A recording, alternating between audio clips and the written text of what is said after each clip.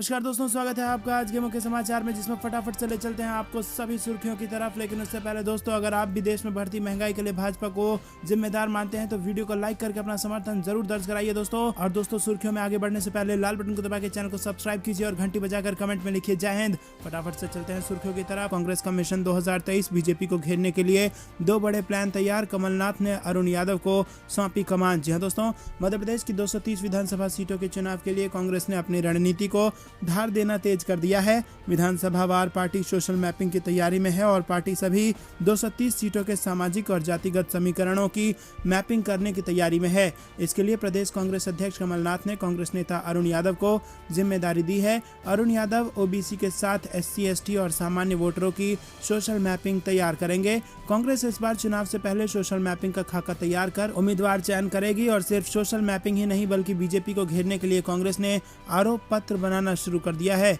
BJP सरकार के मंत्रियों और उनके विभागों से जुड़े मामलों को खंगाला जा रहा है और इसके जरिए कांग्रेस चुनाव से ठीक पहले आरोप पत्र जारी कर बीजेपी को कटघरे में खड़ा करेगी। पूर्व मंत्री पीसी शर्मा ने कहा कि कांग्रेस 2023 के चुनाव के लिए हर उस रणनीति पर काम कर रही है जो बीजेपी को घेरने में सफल हो सके। दोस्तों, रुक करते हैं अगली बड़ी खबर की तरफ। कमलनाथ ने मुख्यमंत्री शिवराज सिंह चौहान पर साधा निशाना, किसानों को गुमराह करने का लगाया आरोप। जी हाँ दोस्तों, आपको बता दें कि मध्य प्रदेश के पूर्व मुख्यमंत्री कमलनाथ ने एक बार फिर मुख्यमंत्री शिवराज सिंह चौहान पर किसानों को गुमराह करने का आरोप लगाया है। उन्होंने माइक्रो ब्लॉगिंग साइट ऐप की लॉन्चिंग के दौरान पत्रकारों से चर्चा करते हुए कहा कि मुख्यमंत्री शिवराज सिंह चौहान को अक्सर चुनाव के समय किसानों की याद आती है और वो कर्ज माफी की बात करने लगते हैं। कमलनाथ ने कहा कि बीजेपी की पुरानी आदत है कि मुद्दों से भटकाना और लोगों को गुमराह करना। कमलनाथ ने कहा कि मैंने मुख्यमंत्री रहते हुए प्रदेश के लाखों किसानों का 2 लाख तक का कर्ज माफ किया था। यहां बता दें कि कमलनाथ निकाय और पंचायत चुनाव के पहले छिंदवाड़ा के 3 दिवसीय दौरे पर हैं और वो विभिन्न कार्यक्रमों में हिस्सा ले रहे हैं और कांग्रेस संगठन की नब्ज भी टटोल रहे हैं। कमलनाथ ने मंगलवार दोपहर को होटल करण में कांग्रेस के विधायक, पूर्व विधायकों, क्षेत्रीय अध्यक्ष, मंडल प्रभारी और तमाम अनुषंगिक संगठनों के पदाधिकारियों की विशेष बैठक ली। दोस्तों, रुक करते हैं अगली बड़ी खबर की तरफ, जो कि राजस्थान के चुनाव से आ रही है। सचिन पायलट बोले, राज्यसभा की 3 सीटों पर जीत पक्की, जून में होगी राज्य स्तरीय कार्यशाला। जी हाँ दोस्तों, राजस्थान से खाली हो रही 4 विधानसभा सीटों के लिए 10 जून को चुनाव होना है और इससे पहले पूर्व उप मुख्यमंत्री सचिन पायलट ने कहा कि पार्टी राज्यसभा की 4 में से 3 सीटें आराम से जीत जाएगी और इसके लिए हमारे पास पर्याप्त बहुमत है। राज्यसभा उम्मीदवार के नामों को लेकर उन्होंने कहा कि यह पार्टी आला कमान तय करेगा।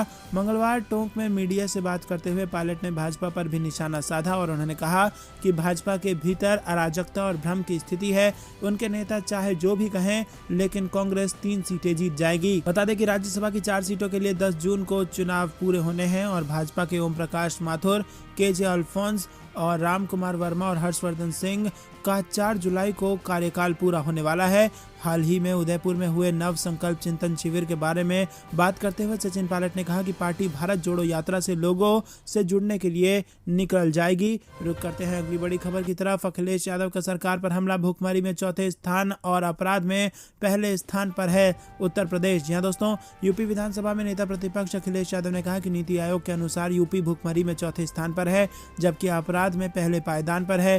भाजपा सरकार ने 1 यूनिट बिजली पैदा नहीं की, जिसकी वजह से पूरे प्रदेश को खामियाजा भुगतना पड़ रहा है।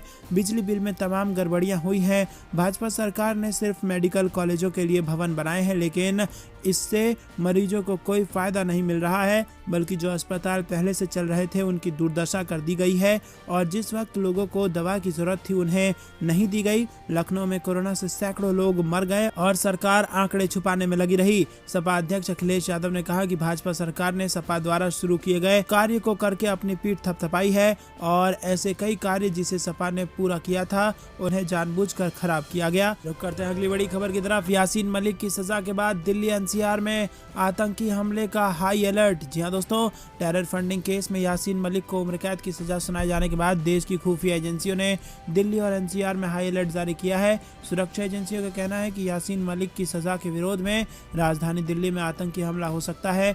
दिल्ली पुलिस को सुरक्षा एजेंसियों से करीब 6-7 संवेदनशील अलर्ट मिले हैं। यासीन मलिक को दिल्ली की NIA कोर्ट ने जम्मू कश्मीर में टेरर फंडिंग करने के आरोप में उम्र कैद की सजा सुनाई है।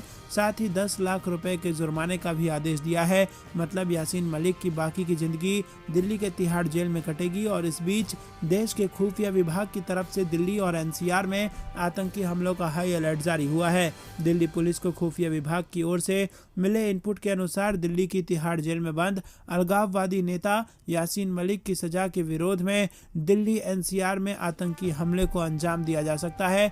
देश की राजधानी दिल्ली और NCR आतंकियों के निशाने पर है। जिस दिन यासीन मलिक को NIA कोर्ट ने दोषी करार दिया था, उसी दिन से लगातार दिल्ली पुलिस और सुरक्षा एजेंसियों को अलर्ट कर बताया गया कि यासीन मलिक को दोषी करार दिए जाने के विरोध में उसके हार्डकोर समर्थक और उसके करीबी आतंकी संगठनों के प्रमुख सीमा पार से दिल्ली NCR में आतंकी हमले का प्लान बना रहे हैं। दोस्तों रुक करते हैं अगली बड़ी खबर की तरफ, जो कि गुजरात से आ रही है। AIMIM के गुजरात अध्यक्ष ने अचानक उठाया ये कदम, सूरत में पार्टी से जुड़ा कर दिया बड़ा फैसला। जी हाँ दोस्तों, ऑल इंडिया मजलिस इत्तेहादुल मुस्लिमीन के गुजरात अध्यक्ष ने अचानक से एक कदम उठाते हुए सूरत में पार्टी की सभी इकाइयों को भंग कर दिया। पार्टी नेता असदुद्दीन ओवैसी ने दक्षिण गुजरात में सूरत शहर के लिंबायत इलाके में एक जनसभा को संबोधित करते हुए उसके तुरंत बाद ये फैसला सामने आया और अपने दौरे के 24 घंटे के भीतर राज्य इकाई के अध्यक्ष ने सूरत शहर और जिला समितियों, महिला समितियों और युवा शाखा को भंग कर दिया। AIMIM के सूरत नगर समिति अध्यक्ष वसीम कुरैशी के मुताबिक प्रदेश इकाई अध्यक्ष की ओर से पत्र में समितियों को भंग करने का कोई कारण नहीं बताया गया है। वो इस मुद्दे पर कानूनी सलाह ले रहे हैं, जिसके बाद वो अपना पक्ष रखेंगे। दोस्तों रुक करते हैं अगली बड़ी खबर की तरफ। ज्ञानव्यापी मस्जिद केस फास्ट ट्रैक कोर्ट में हुआ ट्रांसफर, 30 मई को होगी अगली सुनवाई। जी हाँ दोस्तों, ज्ञानव्यापी मामले में एक बड़ी खबर सामने आई है। कोर्ट ने बिना वक्त गवाए मामले की सुनवाई करते हुए इस पूरे केस को फास्ट ट्रैक कोर्ट में ट्रांसफर कर दिया है। अब ज्ञानव्यापी मस्जिद का मामला फास्ट ट्रैक कोर्ट में चलेगा। बताया जा रहा है कि मामले की रोजाना सुनवाई हो सकती है और जल्द से जल्द फैसला सुनाया जा सकता है। मामला 30 मई से फास्ट ट्रैक कोर्ट में सुना जाएगा। सिविल जज रवि दिवाकर ने ये मामला फास्ट ट्रैक कोर्ट में ट्रांसफर किया है और अब फास्ट ट्रैक कोर्ट में जज महेंद्र पांडे इस मामले पर सुनवाई करेंगे। हालांकि ये बताया गया है कि ज्ञानव्यापी पर जो नई याचिका दायर हुई थी उसे ही ट्रांसफर किया गया है। इस मामले को लेकर हिंदू पक्ष के वकील शिवम गौड़ ने बताया कि फास्ट ट्रैक कोर्ट में फाइल ट्रांसफर हो चुकी है और हम कोर्ट में जा रहे हैं और इस मामले की तत्काल पूजा की मांग करेंगे। इस मामले में आपत्ति का कोई मतलब ही नहीं है। हम चाहते हैं कि आज ही सुनवाई हो और कल से पूजा के आदेश जारी कर दिए जाएं। बताया गया कि जज ने अपने विवेक से ये मामला फास्ट ट्रैक कोर्ट में भेजा है और ऐसी मांग किसी भी पक्ष की तरफ से नहीं की गई थी और इस मामले पर फास्ट ट्रैक कोर्ट में रोजाना सुनवाई पर भी फैसला लिया जा सकता है।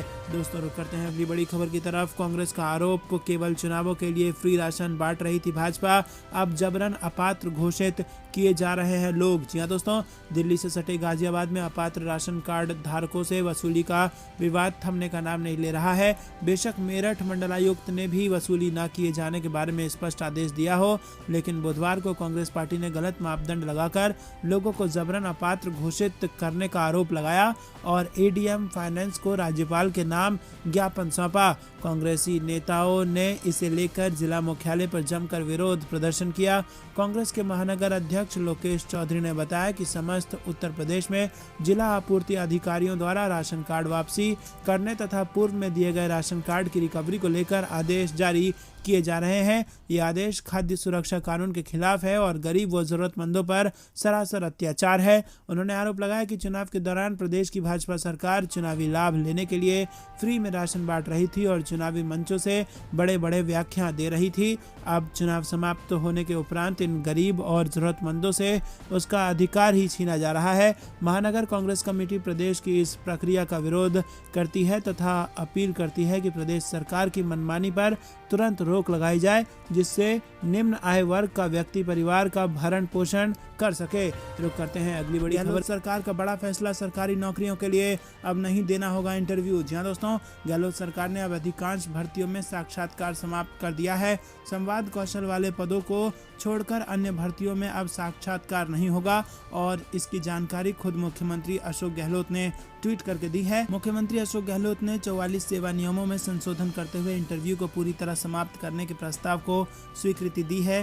सेवा नियमों के अंतर्गत आने वाले पदों के लिए आयोग बोर्ड नियुक्ति प्राधिकारी की ओर से की जाने वाली भर्तियों में अब अभ्यर्थियों का साक्षात्कार नहीं लिया जाएगा। रुक करते हैं अगली बड़ी खबर की तरफ। बीजेपी सरकार को घेरने के लिए आरोप पत्र लाएगी कांग्रेस, अजय सिंह को इसकी मिल गई जिम्मेदारी। मध्य प्रदेश चुनाव से पहले ये बड़ी खबर। जी हां दोस्तों, कांग्रेस मध्य प्रदेश चुनाव से पहले कमर कसती हुई नजर आ रही है और इसी बीच कांग्रेस आरोप पत्र को तैयार करने के लिए विधायकों से चर्चा कर तथ्य जुटाएगी। नेता प्रतिपक्ष गोविंद सिंह ने बताया कि बीजेपी सरकार में भ्रष्टाचार और नियम विरुद्ध किए गए कामों को इस आरोप पत्र में शामिल किया जाएगा, जिसके बाद आरोप पत्र को विधानसभा में प्रस्तुत किया जाएगा। गोविंद सिंह ने कहा कि प्रदेश के शोषित पीड़ित वर्ग को सहारा देना कांग्रेस का कर्तव्य है। आगामी विधानसभा चुनाव की तैयारियों में कांग्रेस कोई भी कसर नहीं छोड़ना चाहती है और यही वजह है कि कांग्रेस राज्य की सभी 230 सीटों पर जातीय सर्वे भी कराएगी और इस सर्वे की जिम्मेदारी कांग्रेस ने अपने वरिष्ठ नेता अरुण यादव को सौंपी है। जातीय सर्वे के तहत कांग्रेस सभी सीटों पर अन्य पिछड़ा वर्ग की जातियों